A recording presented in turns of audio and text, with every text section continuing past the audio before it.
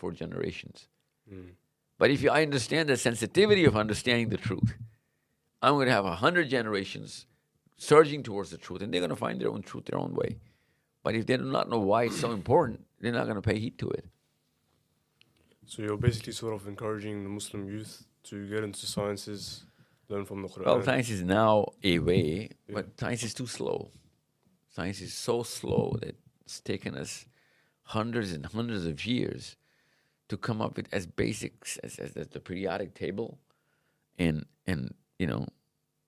understanding the relativity of light and What's matter. faster than that then? See, your human mind is faster than that. We've actually densed it up so much. Now, I'm not dissing science here. Mm. That is the best attempt we have right now, right? Yeah. But if you compare it with, if I give you a book which is going to have everything in it, okay, about the whole game plan of what this universe is and how it works like, all of a sudden, you're going to be ashamed of physics and biology, right? Because that book is going to tell everything, and now, then we'll have to autocorrect every single definition, the way we look at laws of motion and the laws of energy.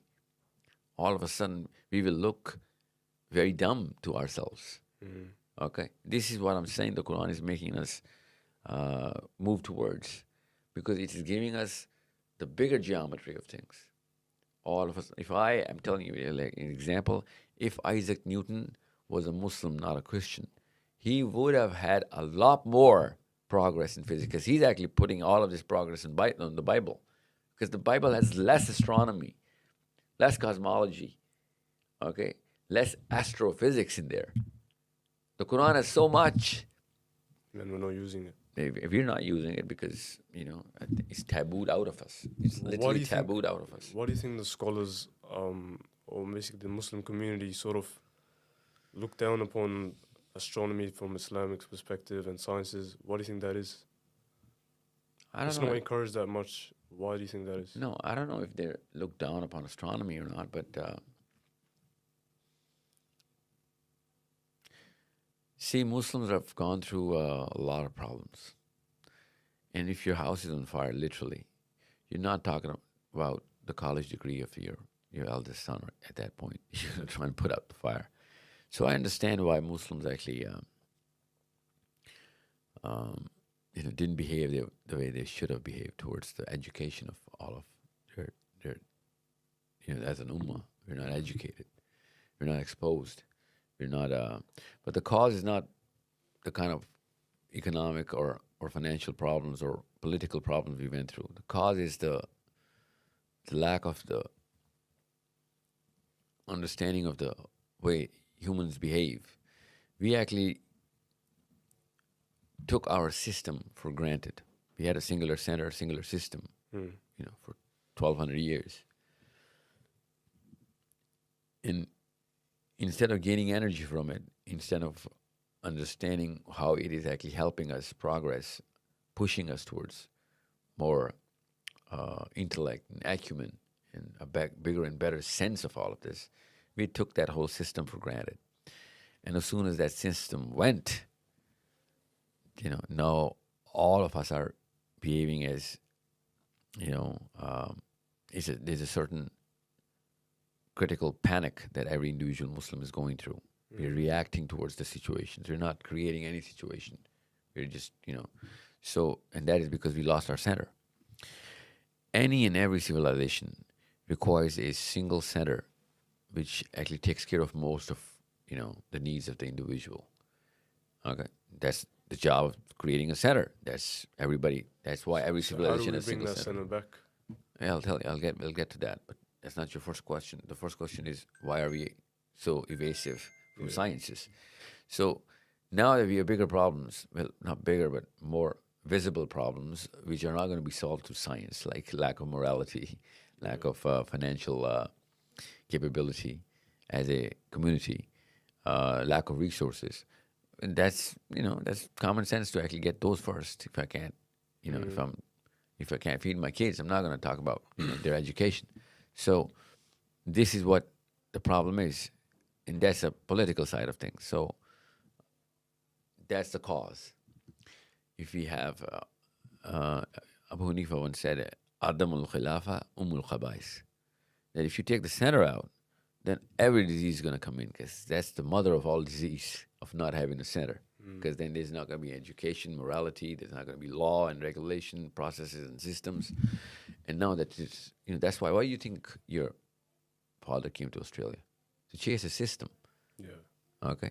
He was inspired by the system. You need to understand how That's true, yeah. yeah. And everybody goes from no system to a system.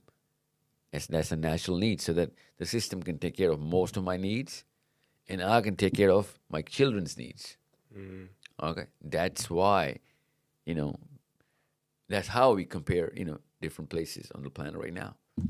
And everybody starts to move towards, bigger and better systems that can take care of their, bigger worries, well, basic worries.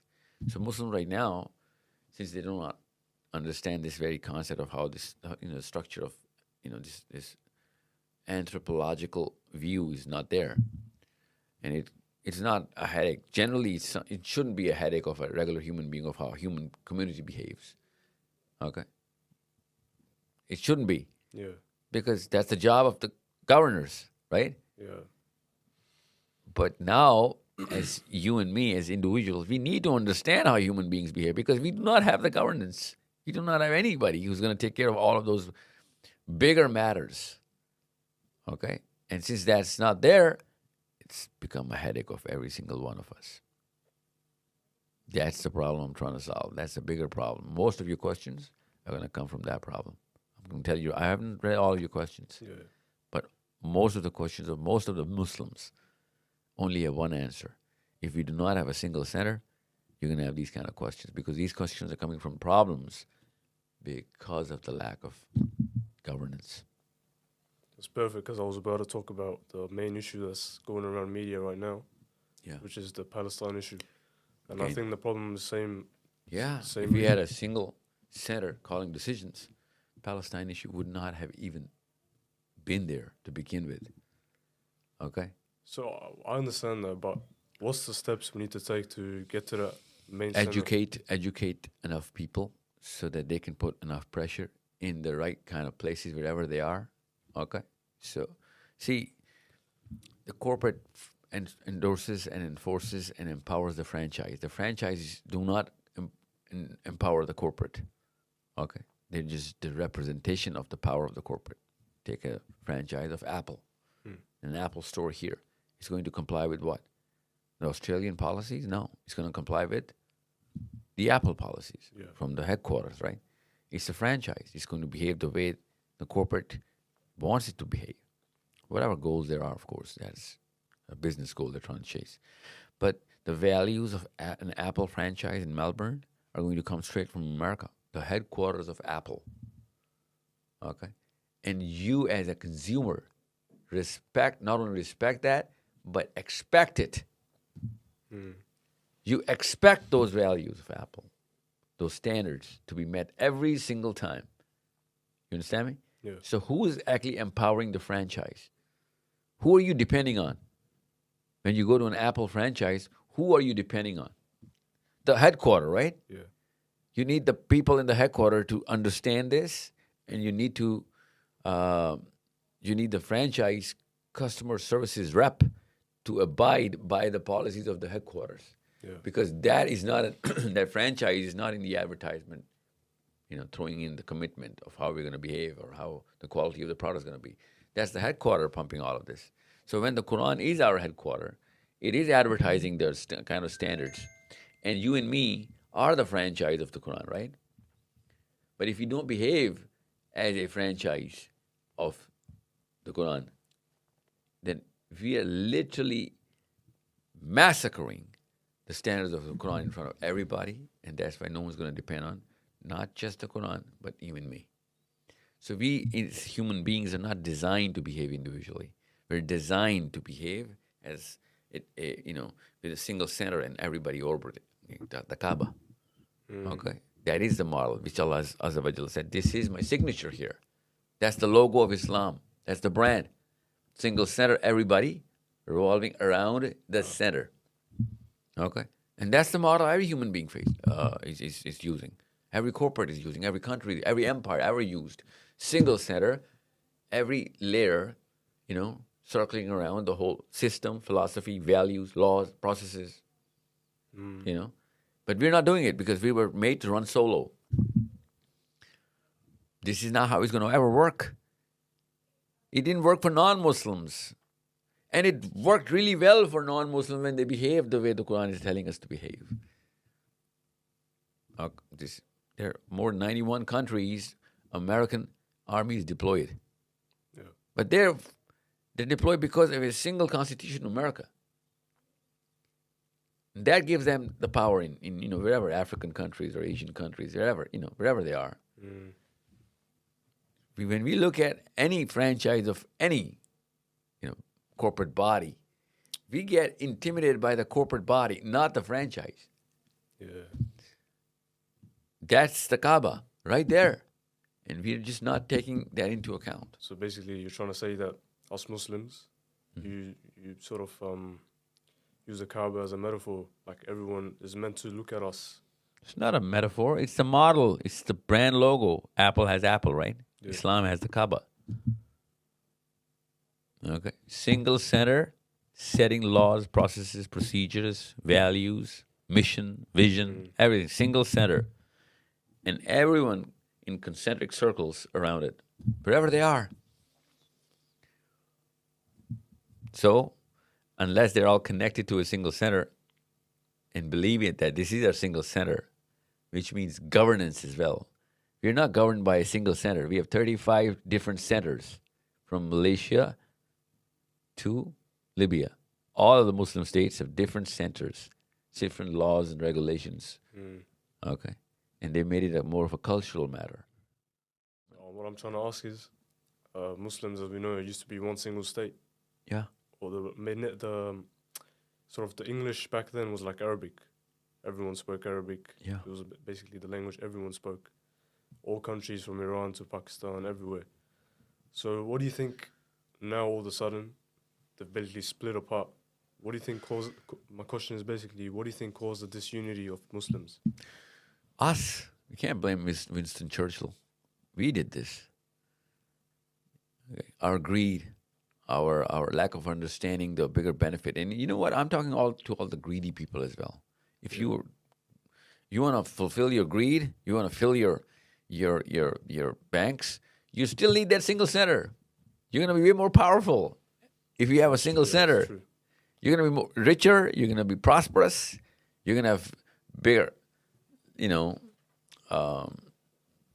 higher standards of everything for you and your kids. If you have a single center backing you up all the time, it's going to take care of most of your headaches. You're going to be more, content. But we were given this little spin off from our center, and given that everybody was given that sense of independence that you can do it on your own. That's called taghut.